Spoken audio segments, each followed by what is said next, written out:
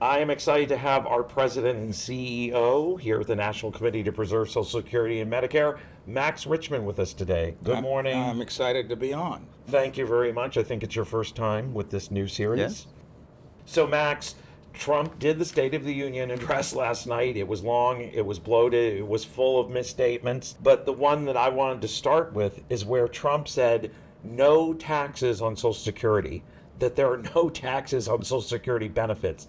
Why is that not true? You know, Walter, at least President Trump is being consistent. Last year, if you remember, he addressed a joint session of Congress. It wasn't exactly a State of the Union, and he lied about Social Security. Yeah. He said that people that are 150, 200, 300 years old are getting Social Security. Right. He lied.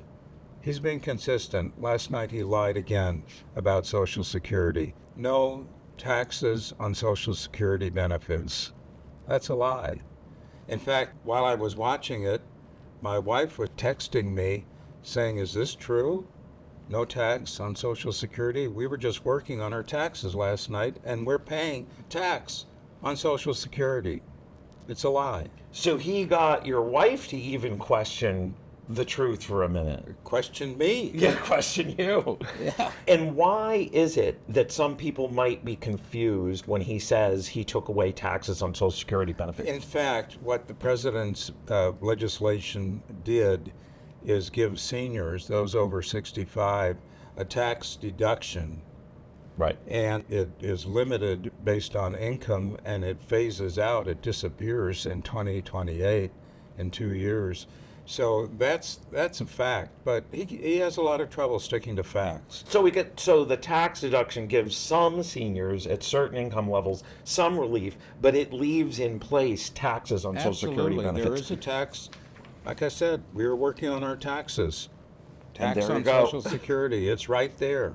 So Trump also said that he loves Social Security, Medicare, and then he mumbled something about Medicaid too. He's Yeah. not showing those programs an awful lot of love, though, is he, Max? Well, what he actually said, I just read the transcript this morning. We will always protect Social Security, Medicare, and kind of an afterthought, he Medicaid. mumbled Medicaid, if he even knows the difference. I'm not sure about that. But that's it.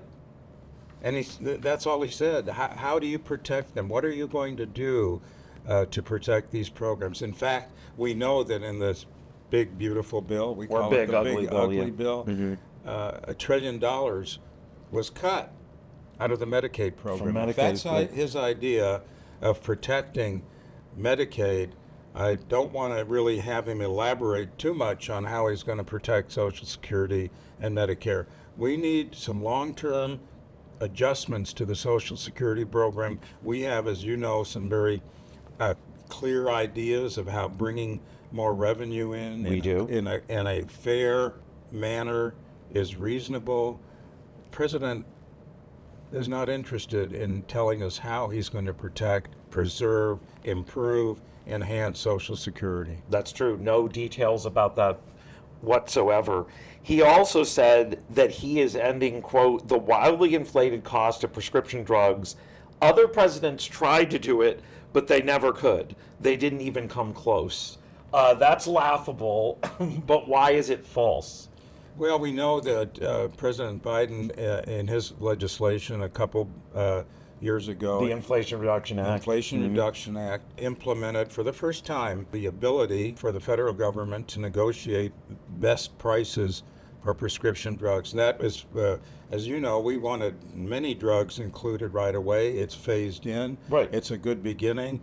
People are starting to realize benefits from those negotiations. Of course, President Trump will take credit for these lower prices. Naturally. But you That's for know everything what else. is so misleading is this idea of Trump RX, Trump RX. discounted drugs. All that does, it's a branding idea. Well, can we stop and tell the viewers it's a website that Trump launched it's that a basically leads to manufacturers' coupons for drugs, which already existed. You don't need the website. We have had occasion recently to need a prescription filled. It was $90. The pharmacist said, go to the website of the manufacturer, get a coupon, and come back.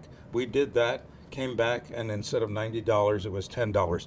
We not do bad. not need Trump RX to already do what is feasible. Because what he is simply possible. recycled that and rebranded it with his name. He's a brander. That's one word for him. So, Max, as I said at the beginning, it was not only a long and bloated speech full of falsehoods that are being fact checked right now, but it's more like political theater. It was extremely partisan. What was your take on the Well, whole Walter, thing? you're being polite and nice when you say it was long and bloated. Yeah, there are other ways to describe it. When I watched the show, The and it show, was a you just show. said, yeah. I mean, that's See that's that? what it is. When I watched the show, I thought, is this president pitching a new idea, a new format for another reality TV show? And you know, that's where he The got Apprentice. his big start in Mhm. getting an audience and getting well known around the country, not just in New York. And in this show, I guess instead of being fired, like in The Apprentice, you'll get a medal, Get a medal. and it's really disheartening. Lots of medals last night.